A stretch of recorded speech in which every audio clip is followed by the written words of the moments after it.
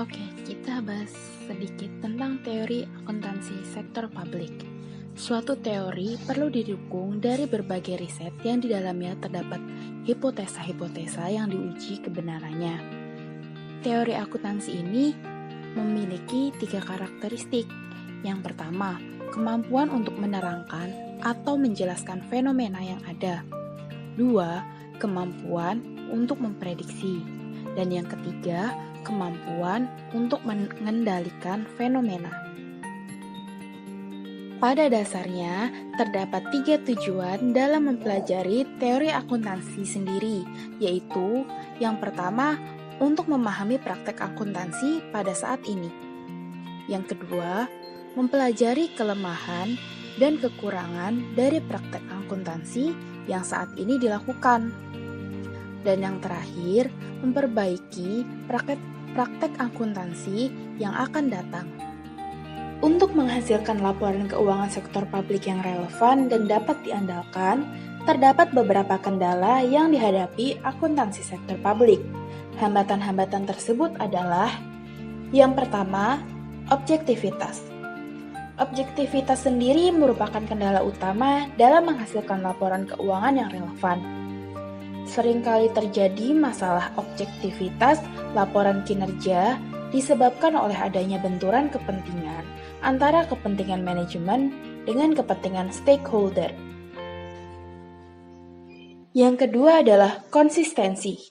Konsistensi di sini mengacu pada penggunaan metode atau teknik akuntansi yang sama untuk menghasilkan laporan keuangan organisasi selama beberapa periode waktu secara berturut-turut. Tujuannya agar laporan keuangan dapat dibandingkan kinerjanya dari tahun ke tahun. Selanjutnya, ada daya banding. Kendala daya banding sendiri terkait dengan objektivitas. Karena semakin objektif suatu laporan keuangan, maka akan semakin tinggi daya bandingnya. Karena dengan dasar yang sama akan dapat dihasilkan laporan yang berbeda. Adanya alternatif penggunaan akuntansi juga dapat menyulitkan tercapainya daya banding. Yang keempat adalah tepat waktu. Kendala ketepatan waktu penyajian laporan terkait dengan waktu yang dibutuhkan oleh organisasi untuk menghasilkan laporan keuangan.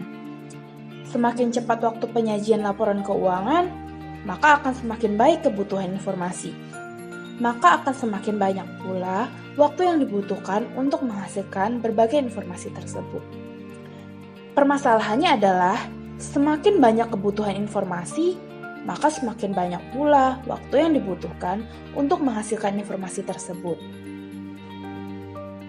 Yang kelima, ekonomi dalam penyajian laporan. Kendala ekonomis di sini dalam penyajian laporan keuangan bisa berarti bahwa manfaat yang diperoleh harus lebih besar dari biaya yang dikeluarkan untuk menghasilkan laporan tersebut. Dan yang terakhir adalah materialitas. Suatu informasi dianggap material apabila mempengaruhi keputusan atau jika informasi tersebut dihilangkan akan menghasilkan keputusan yang berbeda. Penentuan materialitas memang bersifat pertimbangan subjektif, namun pertimbangan tersebut tidak dapat dilakukan menurut selera pribadi. Pertimbangan yang digunakan merupakan professional judgment yang mendasarkan pada teknik tertentu. Sekarang kita masuk ke topik utama, yaitu teknik-teknik akuntansi keuangan sektor publik. Terdapat beberapa teknik akuntansi keuangan yang dapat diadopsi sektor publik, yaitu yang pertama, ada akuntansi anggaran atau budgetary accounting. Yang kedua, ada akuntansi komitmen atau commitment accounting. Yang ketiga, ada akuntansi dana atau fund accounting. Yang keempat, ada akuntansi kas atau cash accounting. Dan yang terakhir, ada akuntansi accrual atau accrual accounting. Pada dasarnya, kelima teknik akuntansi tersebut tidak bersifat mutually exclusive. Artinya, penggunaan salah satu teknik akuntansi tersebut tidak menolak penggunaan teknik yang lain. Dengan demikian, suatu organisasi dapat menggunakan teknik akuntansi yang berbeda-beda. Bahkan, dapat menggunakannya kelima teknik dalam satu waktu yang bersamaan. Selanjutnya, kita akan bahas satu persatu mengenai teknik-teknik akuntansi keuangan sektor publik. Yang pertama, ada akuntansi anggaran atau budgetary accounting. Akuntansi anggaran di sini mengacu pada praktik yang dilakukan oleh banyak organisasi sektor publik, khususnya pemerintah, dalam upaya menyajikan akun-akun operasinya dengan menggunakan format yang sama dengan anggarannya. Tujuan praktik ini adalah untuk menekankan peranan anggaran dalam siklus perencanaan, pengendalian, maupun pertanggungjawaban. Yang kedua, ada akuntansi komitmen atau commitment accounting. Akuntansi komitmen dapat digunakan bersama, baik dengan basis akuntansi kas maupun accrual. Karena tidak masuk akal untuk menggunakan akuntansi komitmen tersebut untuk beban karyawan, maka akuntansi komitmen hanya mencakup salah satu bagian kecil dalam anggaran organisasi. Sebagai konsekuensinya, akuntansi komitmen ini hanya merupakan subsistem dalam sistem akuntansi utama organisasi. Meskipun demikian, akuntansi komitmen ini dapat menjadi sangat penting, terutama bagi pemegang anggaran. Akuntansi komitmen mengakui transaksi ketika organisasi telah memiliki komitmen untuk melaksanakan transaksi tersebut. Ini berarti bahwa transaksi tidak diakui ketika ada penerimaan atau pengeluaran kas. Juga bukan pada saat faktur diterima atau dikirimkan, namun pada saat yang lebih awal, yaitu pada saat pemesanan dibuat atau diterima.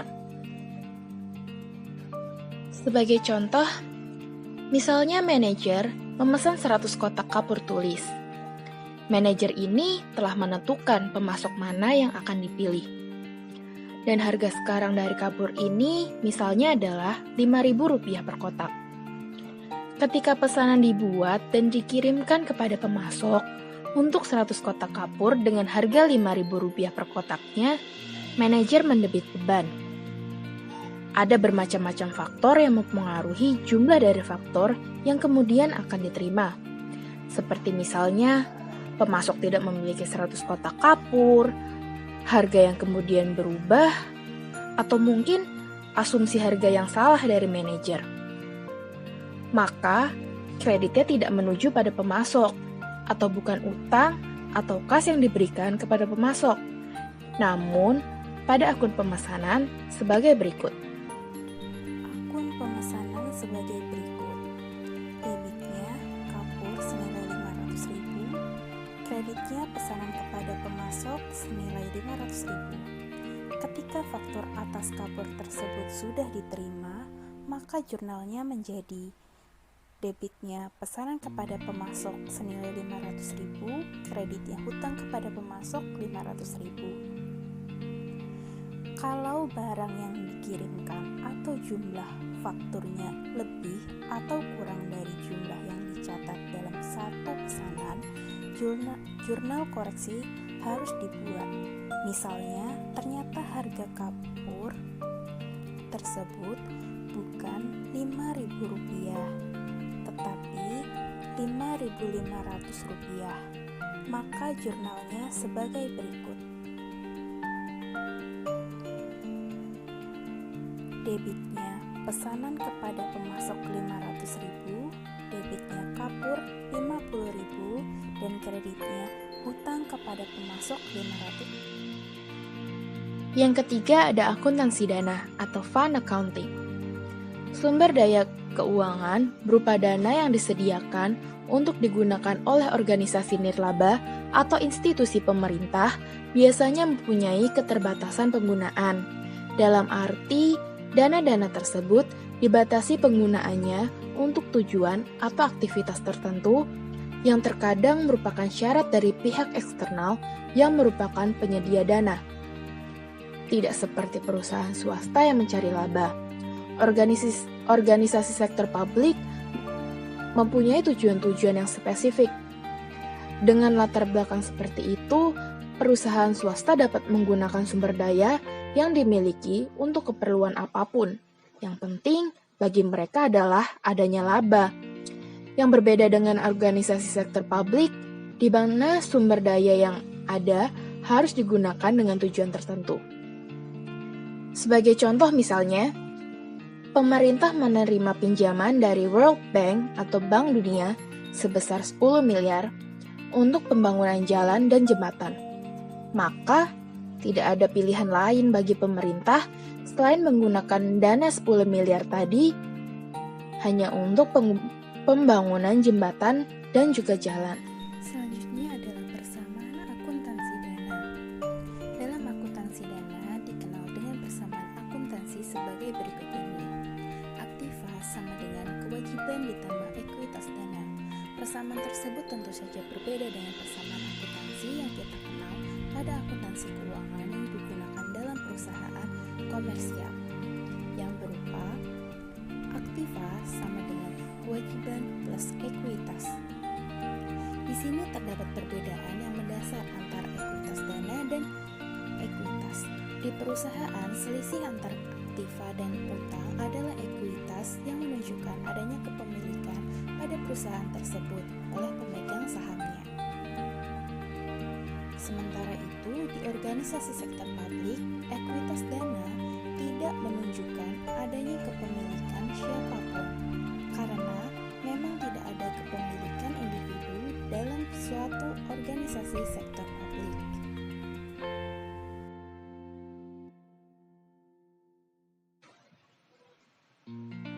Yang keempat ada akuntansi kas atau cash accounting. Penerapan akuntansi kas, pendapatan dicatat pada saat kas diterima dan pengeluaran dicatat pada saat kas dikeluarkan. Kelebihan cash basis adalah mencerminkan pengeluaran yang real, actual, dan objektif. Namun, GAAP tidak membenarkan pencatatan dengan dasar kas, karena tidak dapat mencerminkan kinerja yang sesungguhnya. Dengan cash basis, tingkat efisiensi dan efektivitas suatu kegiatan, program, ataupun aktivitas tidak dapat diukur dengan baik. Sebagai contoh, penerimaan kas dari pinjaman akan dicatat sebagai pendapatan, bukan hutang. Untuk mengkoreksi hal tersebut, kebanyakan sistem akuntansi kas tidak hanya mengakui kas saja, tapi juga mengakui aktiva dan hutang yang timbul sebelum terjadi transaksi kas. Namun, koreksi semacam ini tidak dapat mengubah kenyataan setiap waktu. Obligasi yang beredar dalam bentuk kontrak atau order pembelian yang dikeluarkan tidak tampak pada catatan akuntansi. Konsekuensinya, saldo yang tercatat akan dicatat overstated. Hal tersebut dapat mengakibatkan pemborosan anggaran. Yang terakhir ada akuntansi accrual atau accrual accounting. Akuntansi accrual dianggap lebih baik daripada akuntansi kas. Teknik akuntansi accrual diyakini dapat menghasilkan laporan keuangan yang lebih dapat dipercaya, akurat, komprehensif, dan juga relevan untuk pengambilan keputusan ekonomi, sosial, ataupun politik. Basis accrual ditetapkan agak berbeda antara property fund dan government fund, karena biaya diukur dalam property fund, sedangkan expenditure difokuskan pada general fund. Pengaplikasian accrual basis dalam akuntansi sektor publik pada dasarnya adalah untuk menentukan cost of service dan charging of service, yaitu untuk mengetahui besarnya biaya yang dibutuhkan untuk menghasilkan pelayanan publik, serta penentuan harga pelayanan yang dibebankan ke publik. Hal ini berbeda dengan tujuan pengaplikasian accrual basis dalam sektor swasta, yang dapat digunakan untuk mengetahui dan membandingkan besarnya biaya terhadap pendapatan. Perbedaan ini disebabkan karena pada sektor swasta, orientasi lebih difokuskan pada usaha untuk memaksimumkan laba. Sedangkan pada sektor publik, orientasi difokuskan pada optimalisasi pelayanan publik. Pembahasan yang terakhir adalah single entry dan double entry. Single entry digunakan sebagai dasar pembukuan dengan alasan utama demi kemudahan dan kepraktisan. Seiring semakin tingginya tuntutan, maka perubahan dari single entry menjadi double entry dipandang sebagai solusi yang mendesak untuk diterapkan. Pengaplikasian pencatatan dengan sistem double entry ditujukan untuk menghasilkan laporan keuangan yang auditable dan traceable.